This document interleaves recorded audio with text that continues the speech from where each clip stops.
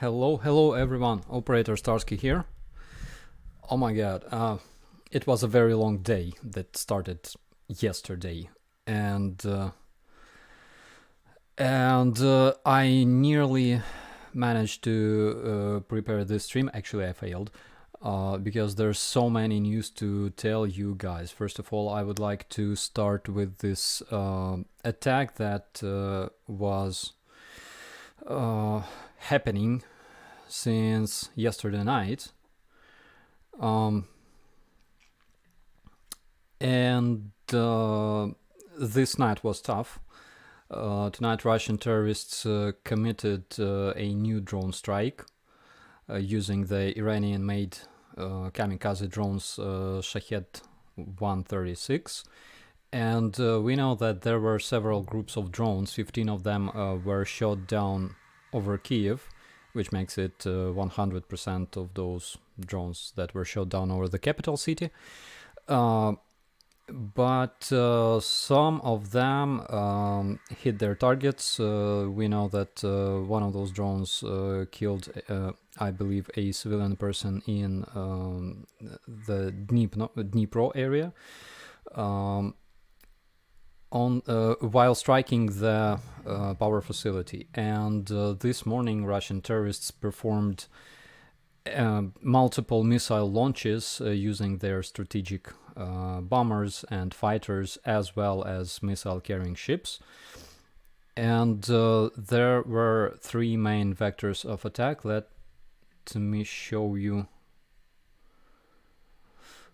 I didn't prepare anything because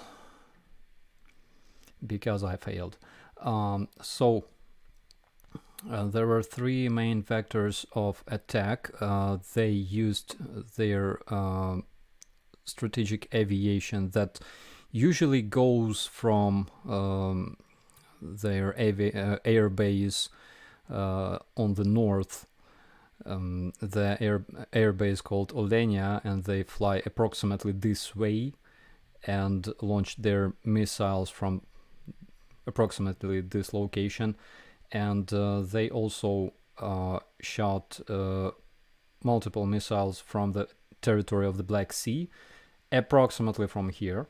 We know that Russian ships don't come really close to the Odessa, to the harbor, because, you know, the story with Russian flagship can repeat, and their missiles in most cases have this trajectory. So a bunch of them goes over Kharkiv, approximately this way. A bunch of them goes this way, and some of them were launched by their MiG-39 jets that took off from Belarus and hit from this location.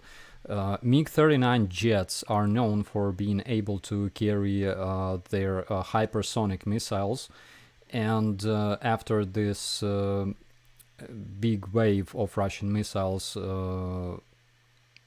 approaching Ukrainian cities, the Russian AWACS, so-called airplane, took off together with Russian MiG-39s in Belarus, and they launched their missiles as well. So as a result of Russian terrorist strike, according to speaker of the Ukrainian State Rescue Service, 11 people died and 11 more were wounded. Specifically in Kiev, one person died. 20 missiles that were heading towards Kiev were shot down. In the region, a power facility was hit, and let me show you the map. Again, it's bad when you don't prepare anything in time. So here we have a map of strikes. We see that Um, there were explosions reported in Kiev, Vinnytsia, Dnipro, and Odessa, and there were successful interceptions over Zhytomyr, Lviv, Zaporizhia, and Mykolaiv. MiG-31, not 39, Tom. Probably I misspelled, but it's MiG-31. And according to Chief of the General Staff of Ukraine, more than 55 missiles were fired by the Russian ships and aircraft like Tu-95, Su-35, MiG-31, 47 were intercepted, and the rest didn't make it to Ukraine. It's reported that at least 3 Russian cruise missiles fell down themselves. Probably they were too tired because of the age. And almost all existing types of cruise and ballistic missiles were used this time. Almost all of them. Except for Iskanders, except for X-22, I think. So those missiles include the Terror Russian hypersonic missile Kinjal that was fired by MiG-31 jet fighters, as well as X-101, X-555, X-47, Caliber, and X-59. My guys also report that they shot down one of the cruise missiles over the Kiev Oblast, and I'm talking about the glorious 4th Operational Brigade of the National Guard of Ukraine, also known as the Rapid Response Brigade. And we have a question, of course, how many missiles are there in Russia? And we have an infographic here, which is based on the sources from the military intelligence of Ukraine. And basically we can see that storages are depleting with every strike, and starting approximately this spring, I think, Russia will not be able to strike long-range targets, hopefully forever, because they already spent thousands of their missiles on Ukrainian cities. Some percent of those missiles were, of course, launched at military targets, but not as much as civilian targets. And we can see that they almost completely depleted the amount of their Iskander missiles. There is only 11% of their Iskander missiles left. Ballistic missiles are very hard to intercept, almost impossible. And they still have their Iskander cruise missiles. They have Khat-22, and those are very dangerous because it's almost impossible to intercept them. Out of 210 missiles that were launched at Ukraine, I think 0 were intercepted. And one of those missiles hit that building in Dnipro that you saw the other day, that huge number of civilian casualties. It was due to this strike. Arzi Gogolato one asks how many Kinjal do they have. We believe they had something like 30 or 40 Kinjal missiles in total in the beginning of the invasion. Either 32 or something like that. So the amount of those missiles is going down, which is good, but they're hitting civilian targets, which is, of course, awful. But there are good news as well. As soon as this missile strike happened, something traditionally exploded in Kursk and Belgorod, Russia. Also, fire was reported in Russian Norilsk, and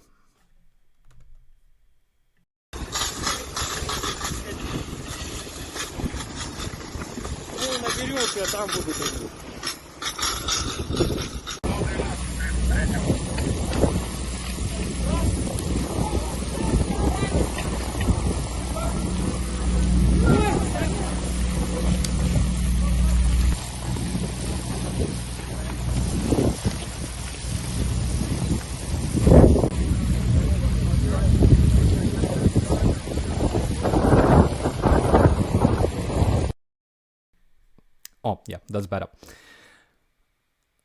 So I was saying that Ukrainian cotton cutie bavovnyatko traditionally brings happiness and joy to Russian people. Something ignited in Norilsk, and you know why we call it cotton. It's because Russians don't want to call explosions the way they must be called explosions. They say claps, and claps sound in Russian like chlopok, but when it's chlopok, just the different strike, right, in the word, then it's cotton. Chlopok for clap and cotton for chlopok.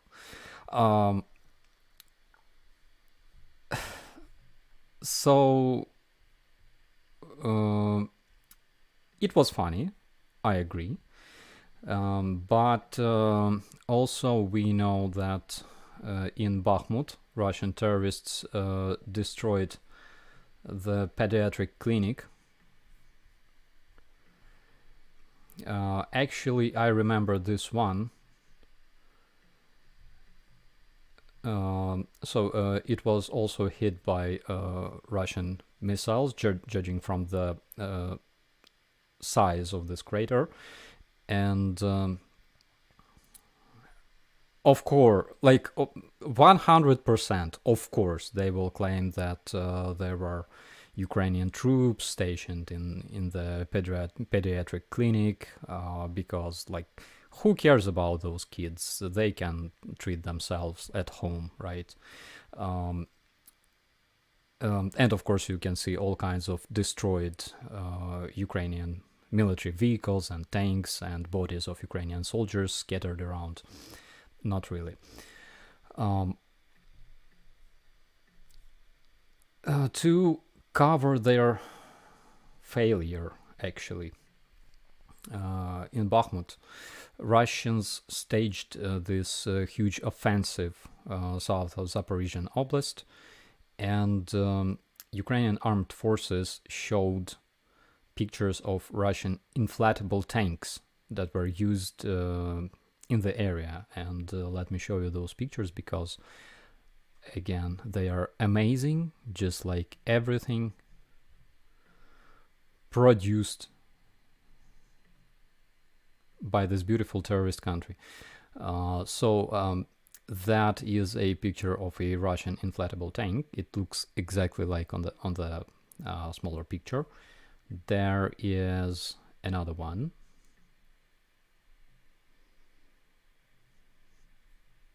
Yeah, so they use a lot of those.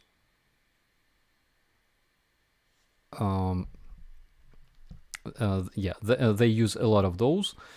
And I'm really sorry if you can't hear me well, because let me try and check my settings. Wait a second. All right. I think now you can hear me better. Oh. Yeah, okay. It was my fault. Inflatable tanks. Basically, all you need to know. Because they don't have enough real ones, probably.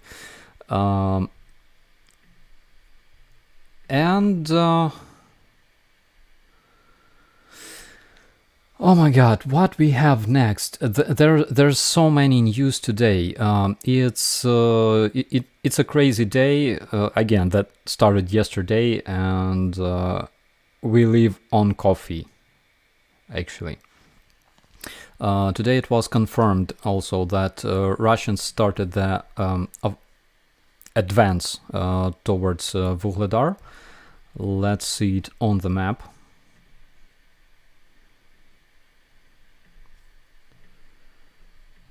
Whoop.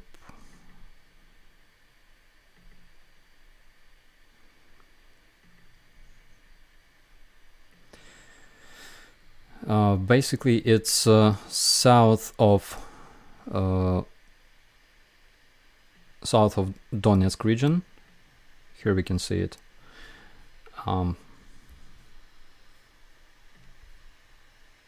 There. So they started the advance towards Vuhledar. Why it's important? We also know that in this general direction, they were trying to develop their attack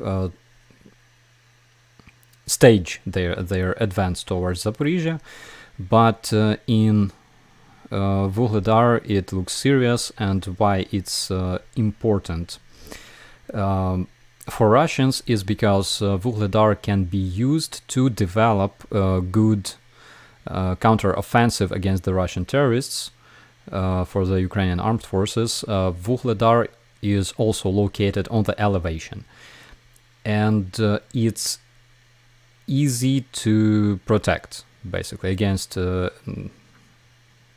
let's say defense is never easy, but again, it's easier than offense. We all know it. Russians don't know it. And it's easier to defend this city against advancing Russian troops. And we can also use this opportunity to inflict a lot of casualties to Russian elite troops, if such left in the Russian army. For example, last autumn, Russians already attempted to take Vuhledar, but they failed. They had multiple casualties, and they stopped near, I believe, Pavlivka village. And there was a huge scandal in the Russian media because it was made public that elite Russian Marines were completely eliminated in this area during this failed offensive operations. That's why it was quiet here for a while, but now we can see that they started again. Next, we have some rather funny news, I would say. Here we have a small press clipping from the Russian media, and I will translate them for you. So the title in the top says, it's all Russian media, okay? So you gotta prepare. So the title in the top says, the reason of NATO tanks being useless in the war in Ukraine was cold.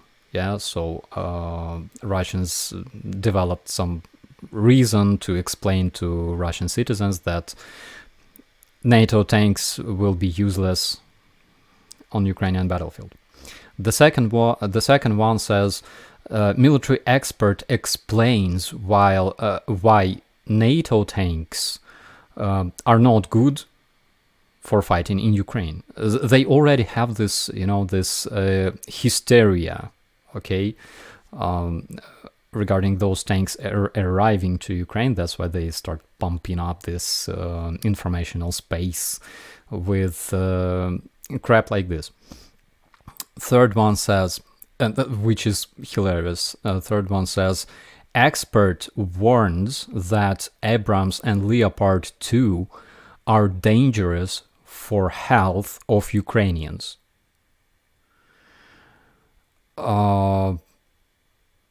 I didn't read this article. I will, but I need to prepare myself as well because my job consists of monitoring such news.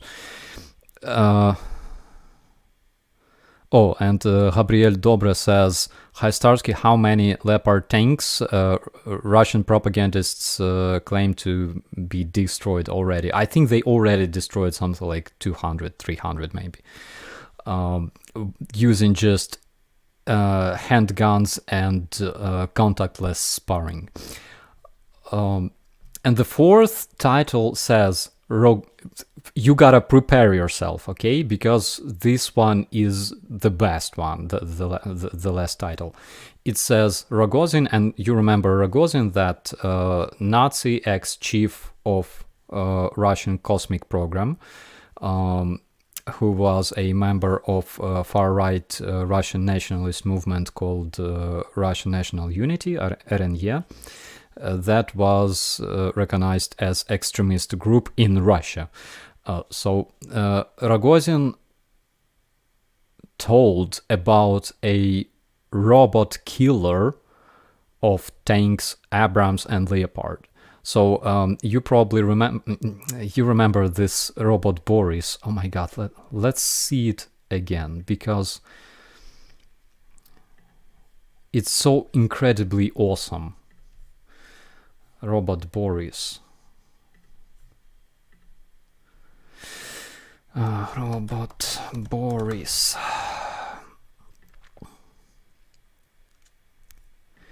Yeah, so this is Robot pardon, this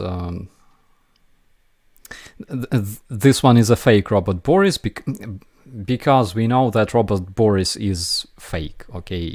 It doesn't exist in real life. But basically, yeah, it's a person wearing a robot costume, but let's pretend it's a robot. It's a real one, okay? So they claim... Oh my God, where is it? There was this awesome picture of Robot Boris holding like blasters or something, Terminator style. I gotta find and show it to you because it's hilarious. No, that's Boris Johnson. That's not a robot. Robot Boris Russia. No, wait. I think he meant another one. Anti-tank robot Russia. That one. No, this one is too advanced. That one. Here it is. So, probably Rogozin meant this killer robot / killer of Russian tanks. That dog that, of course, doesn't look like anything that can be bought on AliExpress. And with that rocket launcher attached to its spine. I think we already saw something like that in one of my previous streams, but because this robot is immortal, I decided to show it to you once again. So yeah, this horrible monster awaits NATO tanks on Ukrainian battlefield.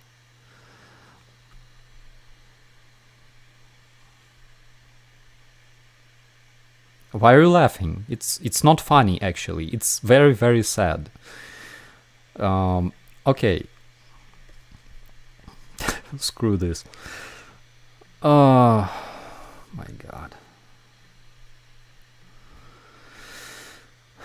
Oh. I should switch back real quick because another Russian media... Oh my God, it's running away from me. Another Russian media, which is their parliamentary newspaper. So they say that in the new Russian regions, basically those territories that were annexed by Russia, in the new Russian regions, 25 new prisons will be built. One thing you should know about Russian culture is in general, and I'm talking about this Russian world and their Nazi ideology and yada yada, is that when they occupy new territories, first thing they do is they build prisons. Since 1937, this is how it works. Nothing changed in a century. So like building prisons, torture chambers, mass graves, of course, and things like that. That's the beauty of the Russian world that is admired by their supporters on the West. And, I know that they don't have a lot of supporters, but they are still out there. The other day I talked to this, I had this interview with Jonathan. I posted the link in my community, and we talked about this, and I said that people who support Russian terrorists and admire the beauty of Russian world should probably go and visit Voronezh, for example. And let's see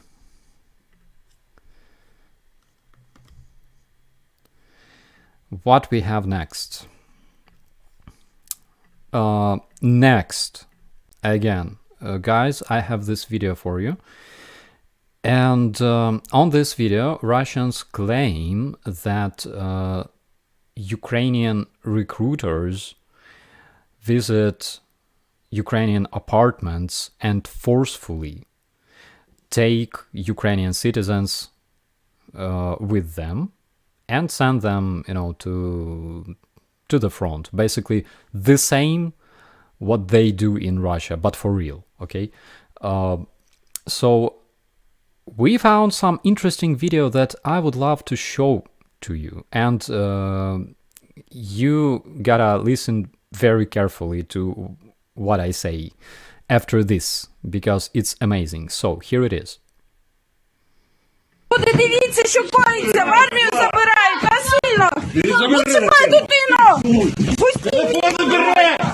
Люди, дивіться, що коїться, в армію забирають, насильно! Everything, absolutely everything in this video is beautiful. You can see a masked man having some kind of list in their hand, right? Like list of names or whatever. We can see a crying baby trying to protect the father from being taken to the army. We can also see zero faces, basically, so nobody of people in this video can be recognized. Yes, we can hear Ukrainian language. It's okay. A lot of people nowadays learn Ukrainian language, right? What I would like to show to you is, let's just briefly take a look at this screenshot. So you already noticed, probably, which is obvious, that those people have no patches at all. Those people have, they wear masks. They have no recognition mark, which is armband, right?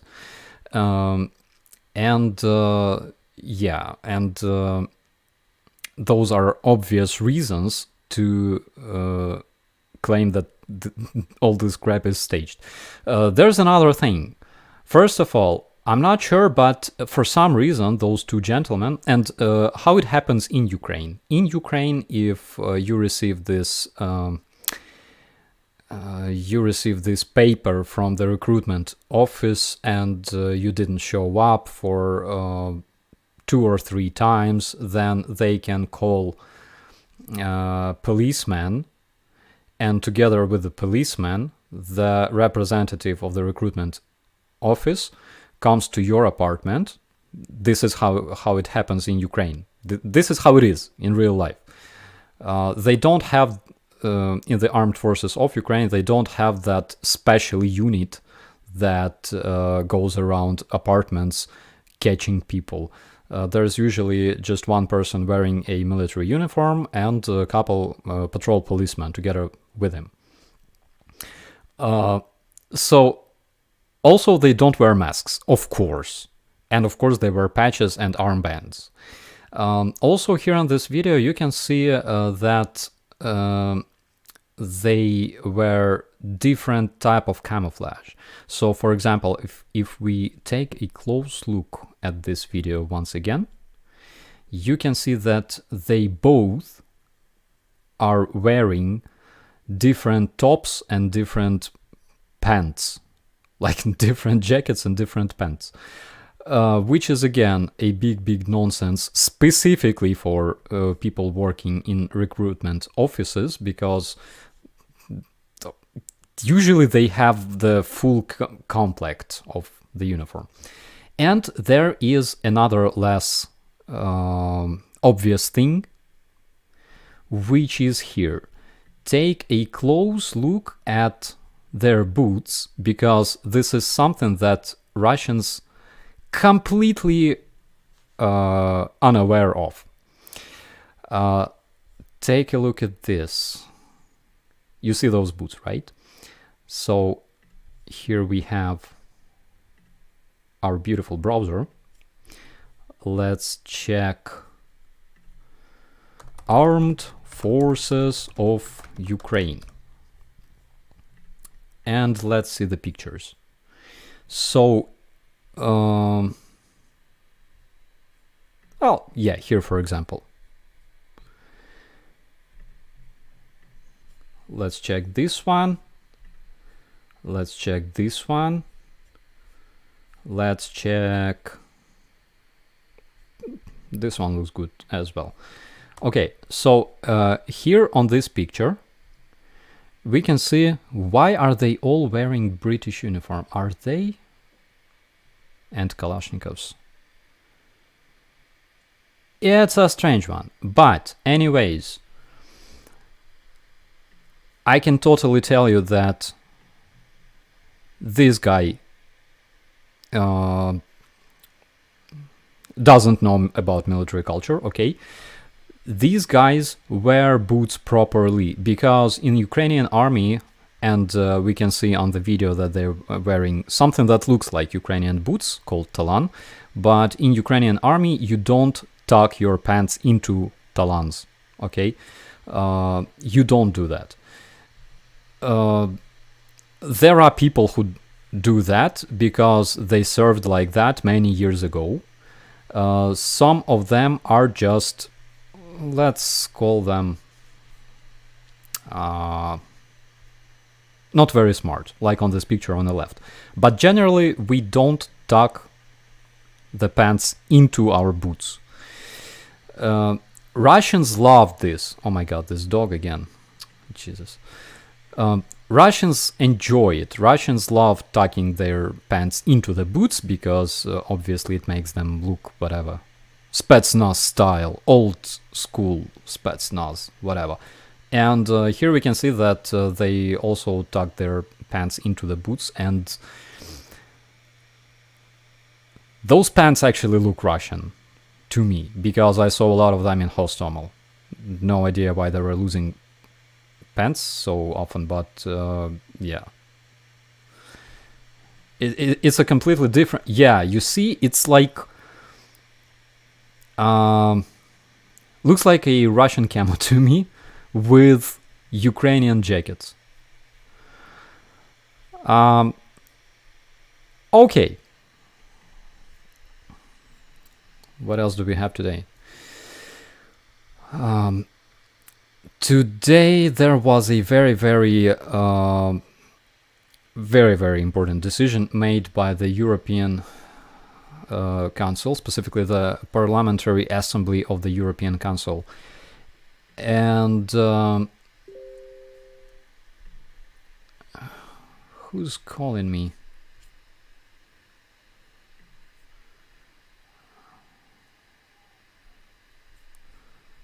Aha, Ivan Hashina here in here in the chat. Друже, привіт. Я з тобою зв'яжуся, як тільки буде можливість. Я обіцяю. Okay, and sorry about yeah, so today the Parliamentary Assembly of the European Council unanimously voted for creating an international trial for Putler in Hague. Okay, Victoria Nuland said that it can be created before summer, and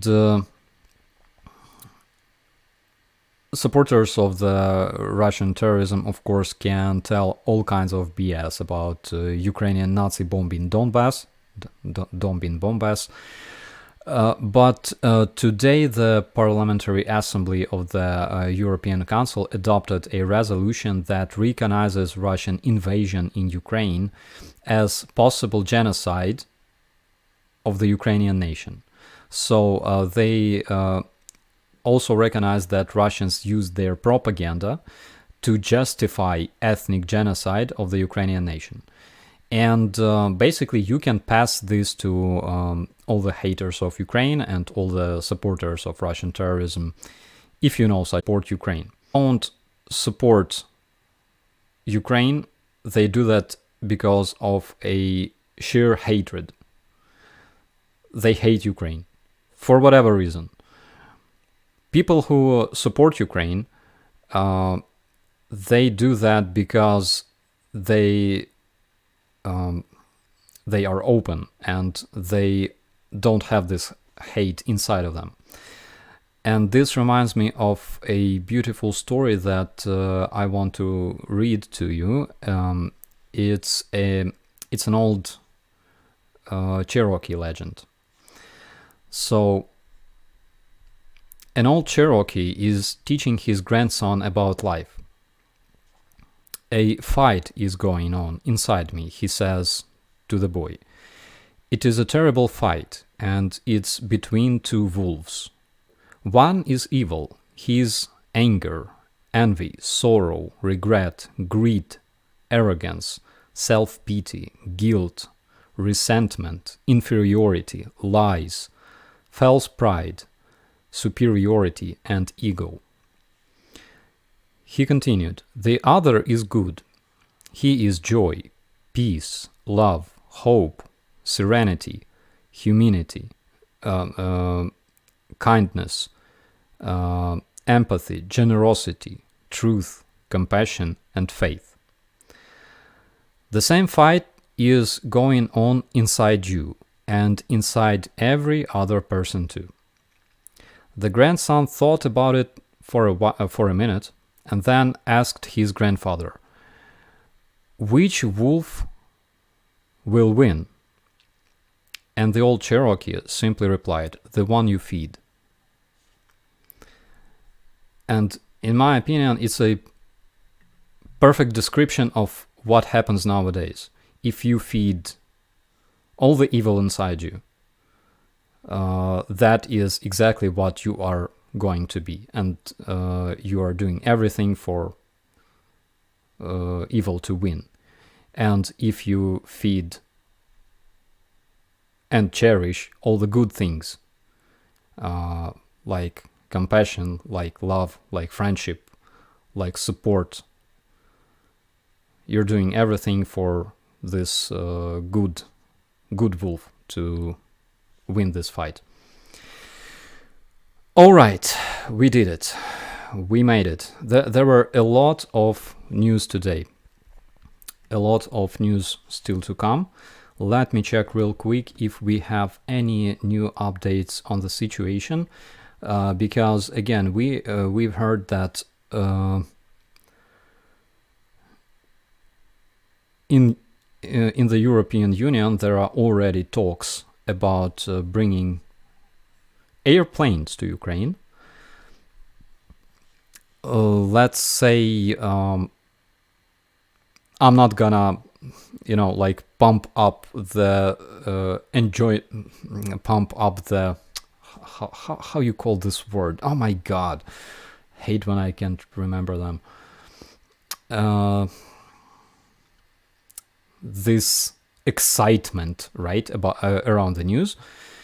Holichanka asks, how many Vyshivanki do you own? I have like one. Yeah, so I'm not gonna build excitement around this because I cannot prove it. Nobody can prove it yet. As soon as we know details, we will share them with you, okay? And there is another news from one of my buddies.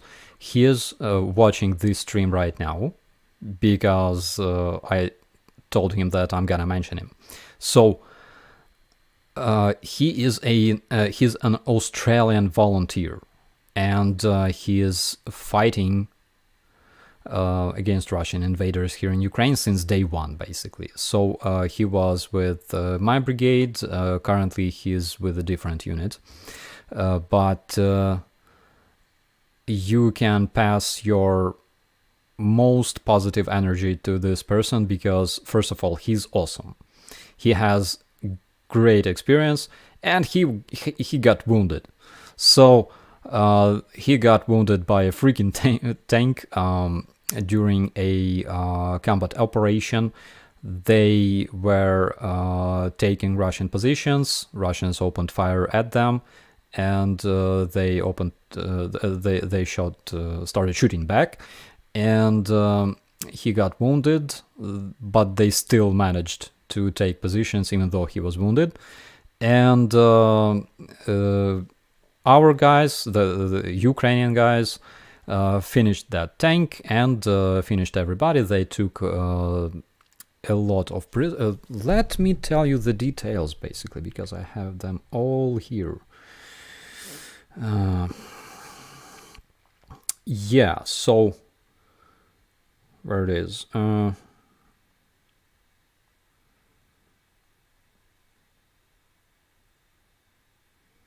They took 6 prisoners.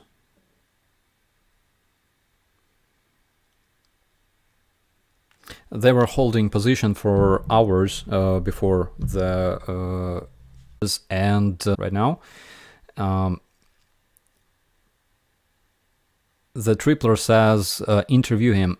Actually, it's a very, very good idea. I think that next time he's in Kiev, I will definitely do that.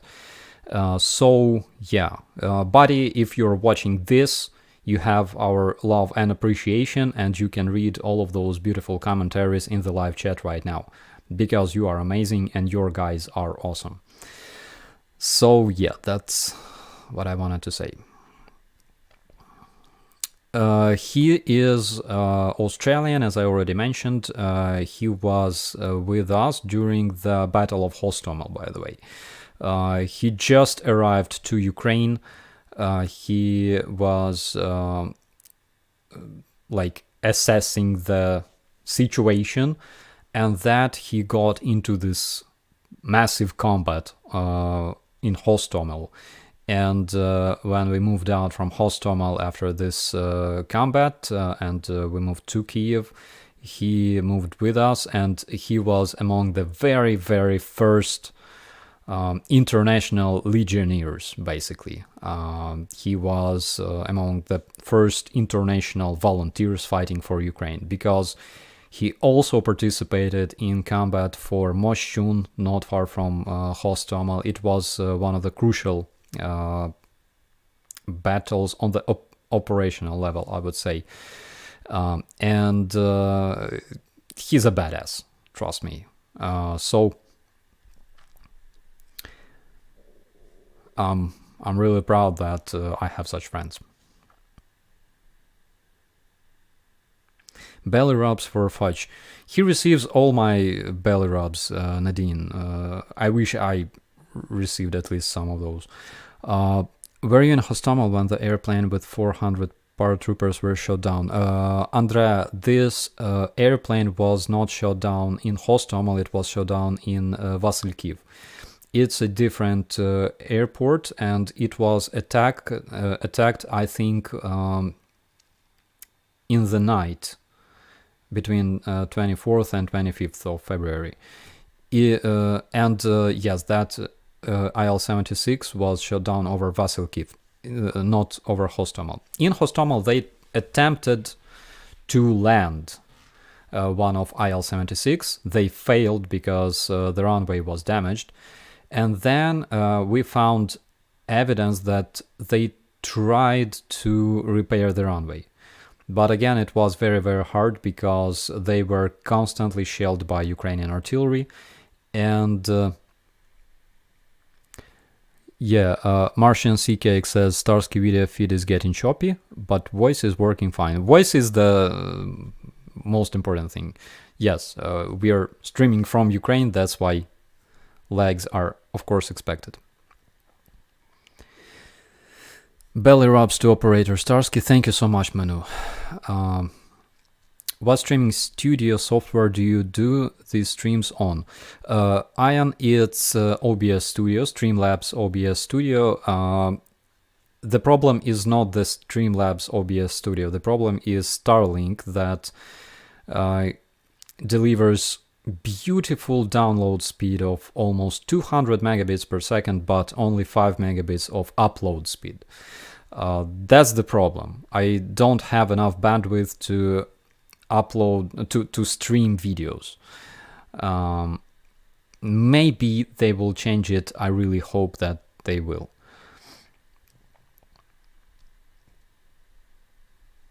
Belly rubs for Starsky. Thank you so much. I appreciate it. Robert Murray says that fake person account is still in use. He has cloned your account. Yes. So today I received information from one of my viewers that actually that impersonator was turned in to the police by one of my heroic followers on Instagram.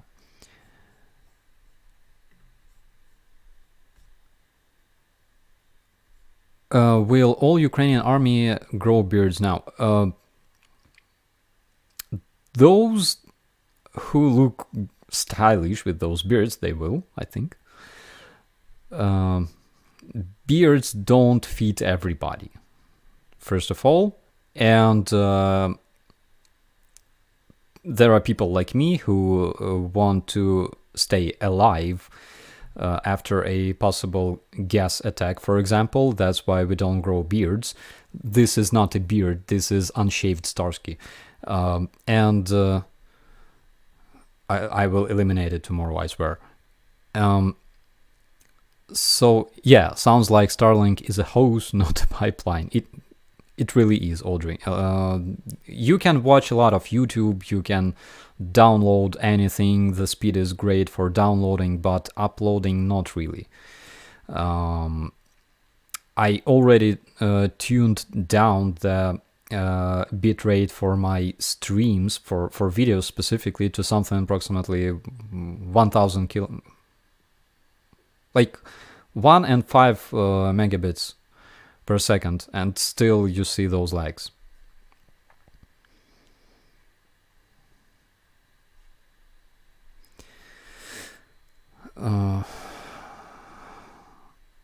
Watch out for chemical. Yes, Ivor. I mean, I want to stay alive after this gas attack starts, at least for a while. Doesn't mean that we will survive, but at least for a while, we will stay alive.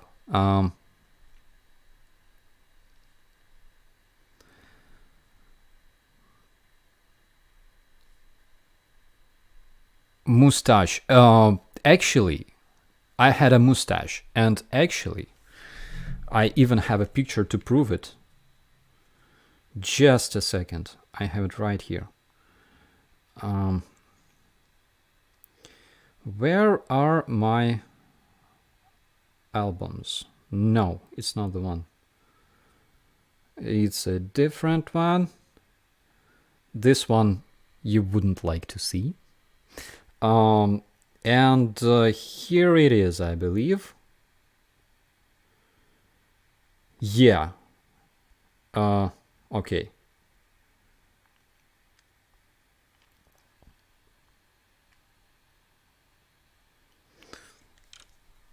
So I had a mustache actually. I decided to make to grow a mustache back in 2015, and here you can see a proof of that. Because this picture was made using a potato, it has a very bad quality, but you can still recognize the mustache that I had. It wasn't bad, but after 2 weeks it started itching like crazy, and this itching turned into pain eventually, so I had to remove it, and I tried 3 times to grow a mustache. I failed 3 times in a row, so that's why I don't have anything except for like, yeah, what you see right now.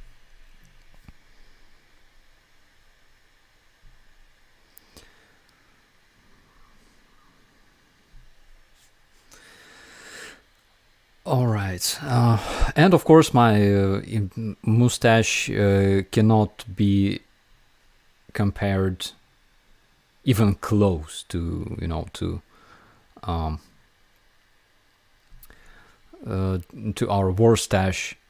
He's completely awesome, and yeah, I'm not even close. You were looking at young Starsky. 8 years ago, I wouldn't call myself young, but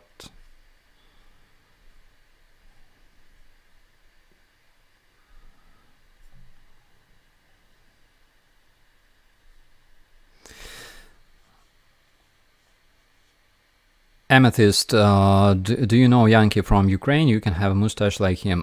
I tried to contact Yankee. Unfortunately, I think he's busy doing more important things. But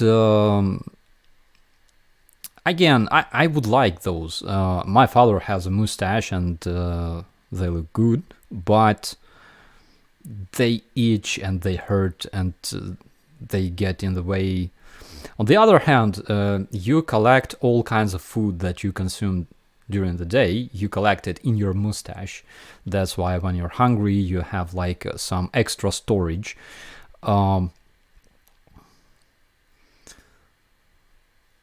So Polycount as how many Abrams and Leopards terror Russians claim already destroyed. Yeah, we already discussed this in the beginning. I think they already destroyed a bunch of those using their advanced killer anti-tank robots. You have to let it grow past the itchy stage. It's impossible fly fishing because my itchy stage can last for weeks. Believe me, I tried.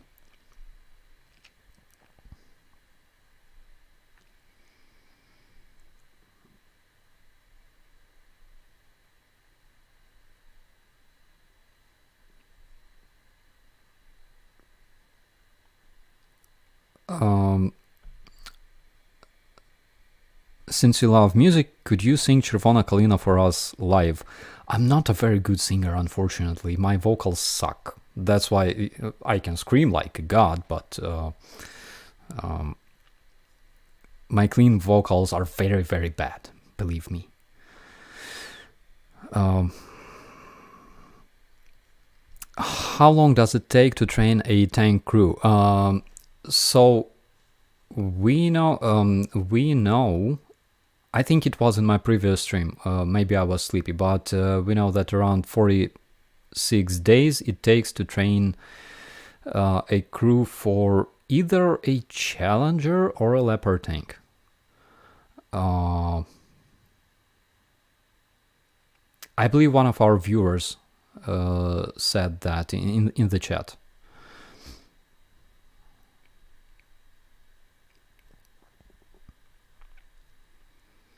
Starsky, I'm interested in any additional naval concerns of information you have from Steve. Does Ukraine have a good potential to possibly do damage to Russian Navy? Actually, yeah, but it requires Navy Russian Navy to be within the range. Currently, we don't have long-range missiles that have range long enough to strike those ships, because as soon as they're within our range, they're finished. Trust me. Also, there are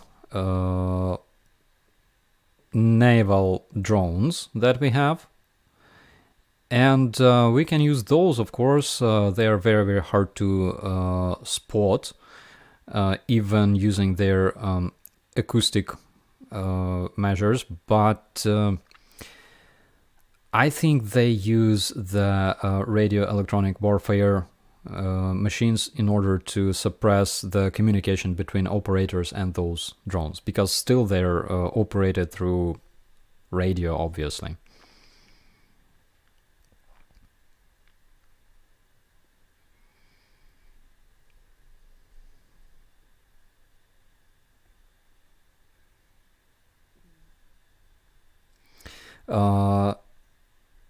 What is going on with the forced conscriptions? I keep hearing that there's hundreds of videos floating around, but none found in Ukrainian-speaking Telegram.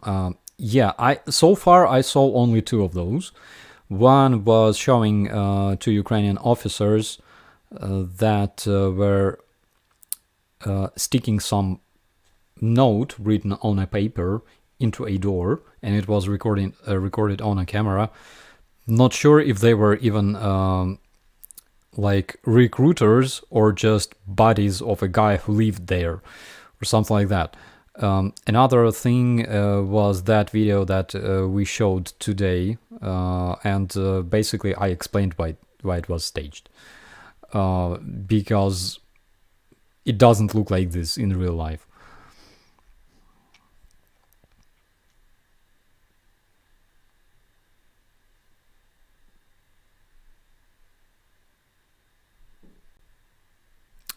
Would you like to comment on the increased number of Russian aviation being shot down this week? In my opinion, it happened because they're trying to develop this advance towards Bakhmut, also in Zaporizhia, and they get in the range of our manpads, basically. Majority of those airplanes, as far as I know, they were shot down using manpads, of course, and that's the answer, basically. So what we see is that majority of their attack aviation is being destroyed, like Su-25 attack aircraft and Ka-52. Sometimes, and again, it's from our experience that we received here in areas like Huta, Mazhihirska, and Petrivtsi, areas around Hostomel.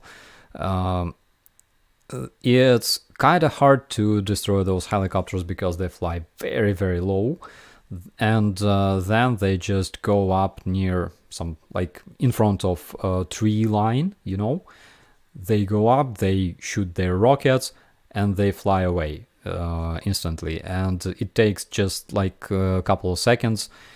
And in order to destroy this helicopter, you gotta have a man with a manpad, first of all, in the range, okay, and aware that there's a helicopter in that direction. So it's not very easy, but because the number increases, we understand that Russians probably started using their attack aviation more intensively. Probably the pilots are not very experienced, because we know that they lost a lot of experienced pilots, and they recruited a lot of cadets that basically didn't even finish studying in their aviation schools.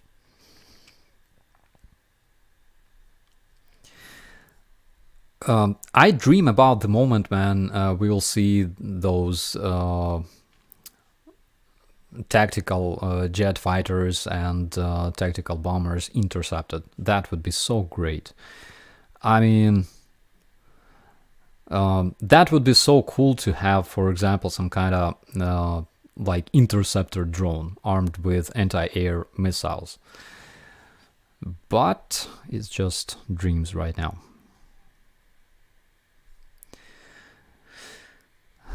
I would love to see Kerch Bridge repeated. All lanes this time. Me too, actually.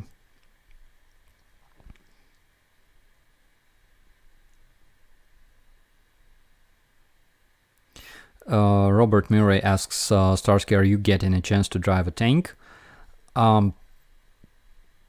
Actually, I can do that. If we have tank here, absolutely. But I would love to drive something like Bradley or Abrams. I remember many years ago, like in the end of 90s, I think, there was a game, a computer game, where you were playing a crew of Abrams tank, and it was awesome.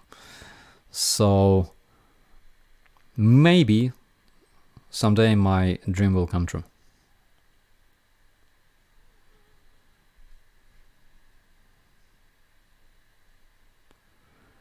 Breebase says Starsky wants to fly an F-16. Actually, yeah. Actually, I prefer like flying over crawling, you know.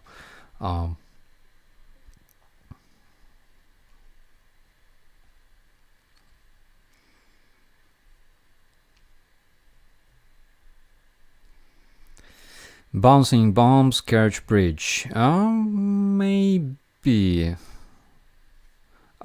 Do we still use bouncing bombs, by the way?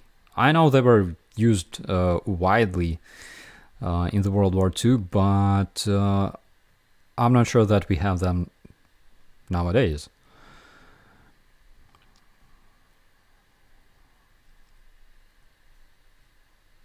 Nowadays we usually use, oh my god, nowadays we use guided bombs in order to destroy such targets as bridges, and specifically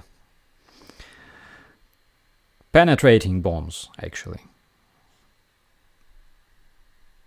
I think that those were used to damage the runway at the Hostomel airport.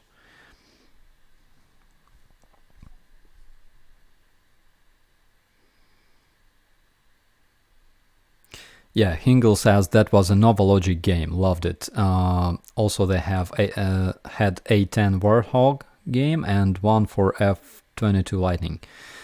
I think they also had like Delta shooter where you play for like Delta Force, something like that. And I played it a lot when I was a kid. There were those Russian soldiers wearing those Ushanka hats. They were running around like imbeciles, like literally they had no brain, which is very close to what happens in the real life. And they were screaming, "Мне здесь нужна помощь," or something like that.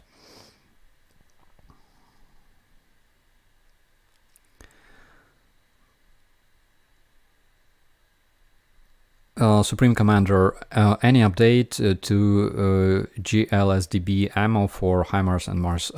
We will receive it. It's confirmed that we will receive those.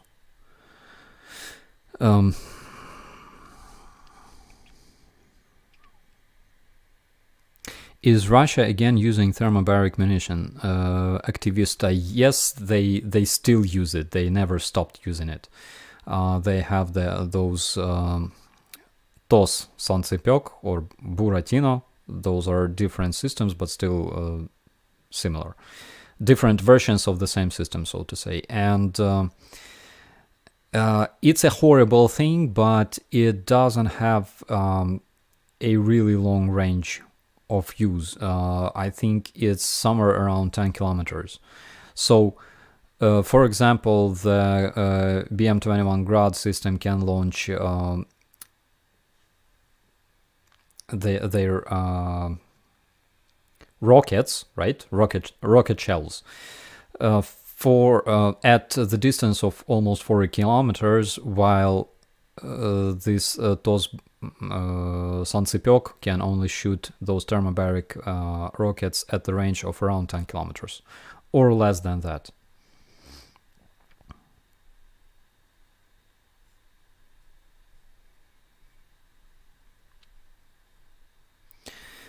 Captain Heimar says, Chuck Norris or Al Bundy for German president. I think that Chuck Norris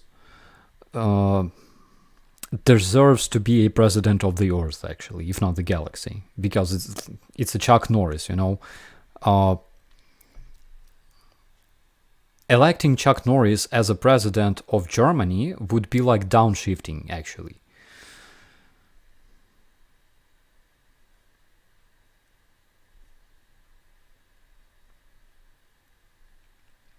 Benjamin, did Russia fight against F-16s? Against Israeli airplanes, they weren't that good, and I think they have F-16s too.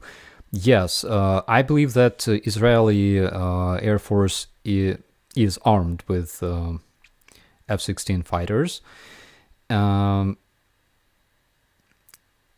is like a very, very old discussion. Which is better, F-16 or MiG-29? And this discussion is as old as the discussion which one is better, AK or M16 or AR-15. But we all know that F-16s are better, of course.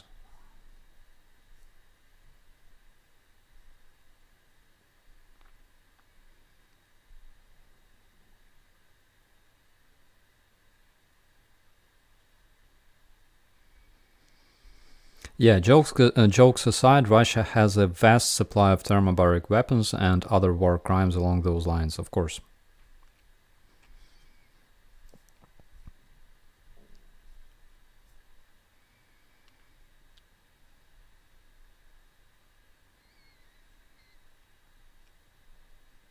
And Hammer says, depends how you define better. First of all, F-16 Fighting Falcon looks sexier, and you will all agree with me. MiG-29, it's a good design, but we have a joke here, and this is a very, very old joke that comes from the community of Soviet pilots. So, but just a second, I need to translate one word. And we call it...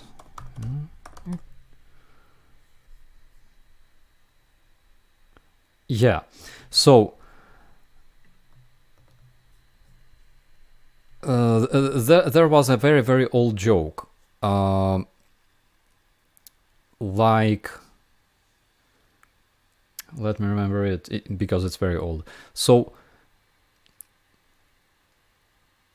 American spy in the Soviet Union found blueprints of MiG-29 back in the days, in like 70s, 80s.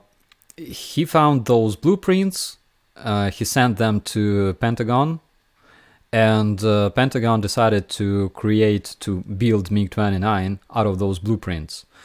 And whatever they do, they end up building a freaking Lada. Okay? And Pentagon specialists are surprised. They're like, how does it work? Like, we did everything according to blueprints. There's Lada. So they capture a real a Russian spy, and they bring this spy to Pentagon, and they bring him to this Lada and say, can you build a MiG-29 out of those blueprints? Because like we have no idea what to do. He says, yeah, sure, give me like 2 weeks. After 2 weeks, they come to this hangar and they see MiG-29, like a real one. And they're like, how did you do that? He's like, it's very simple. First, you build ladder, and then after that, you work with a file. You know, you finish it with a file. So MiG-29 looks cute, but F-16 is sexy. Okay.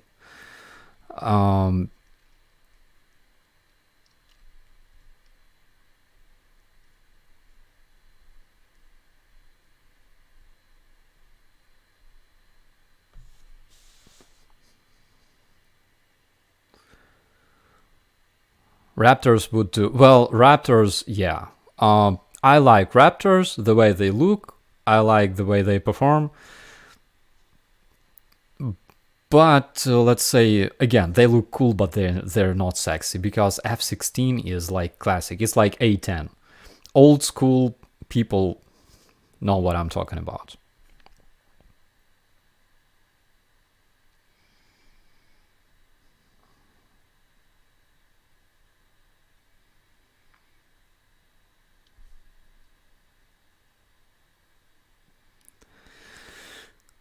Okay.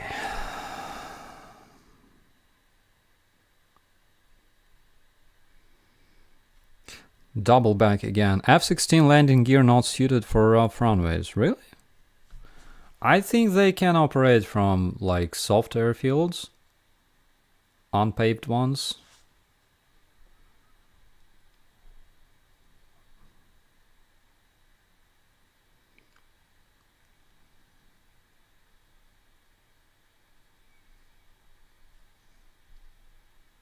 Edmund, F-15 if you're even older. Oh yeah. It's like F-16 looks sexy. A-10 probably doesn't look sexy, but it does sexy brrrt, you know?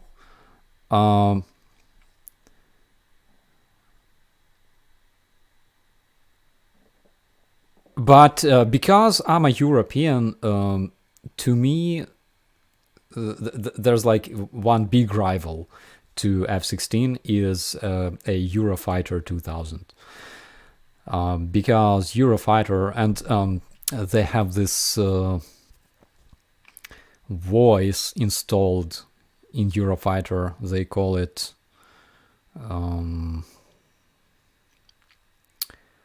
nagging Helga or something like that. Correct me if I'm wrong. I don't remember exactly. But there's this very, very sexy voice saying that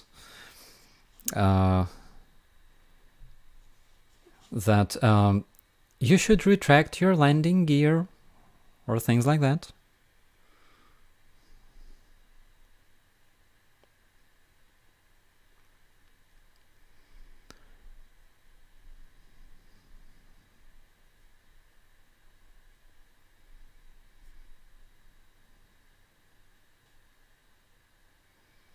Tom Lobos says, oh yeah, Eurofighters, see them quite often, so impressive. I saw Eurofighters during the celebration of the Independence Day 2 years ago.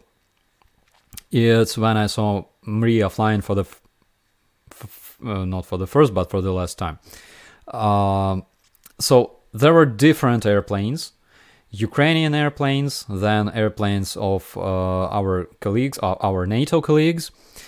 And then when all this ended and everybody, like the crowd was like dissolving already, there comes a bunch of Eurofighters, and with them there comes, I believe, B-52. They got a bit late to this celebration, but they were amazing. And Eurofighters, oh my god, I love those airplanes. Absolutely, they're so great.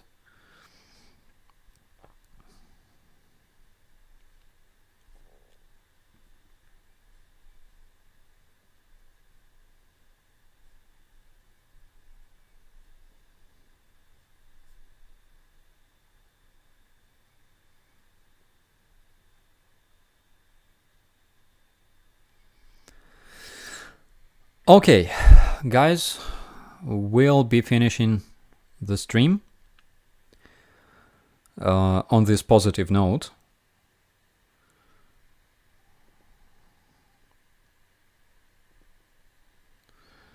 Gene says, dude, Rebuild Ukraine heavy metal tour. When are the dates, man? Oh my god, when it's possible. Like, I would even slam on my own concert if I have enough songs to do that and enough people to perform.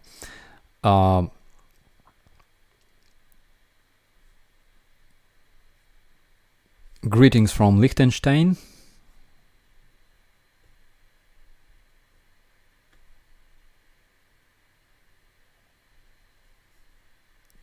Yeah. Okay, guys. I will be finishing. Thank you so much for tonight, for being with me tonight. And before we started talking about food, I think it's a good idea to stop to finish our stream for today. I hope that tomorrow we will have zero news. I really do, because we live in the time when it's better not to have news at all. So I'm wishing you a very dull, boring night. And of course, I'm wishing you to be safe. And see you in the next one. My name is Operator Starsky. As always, thanks for watching.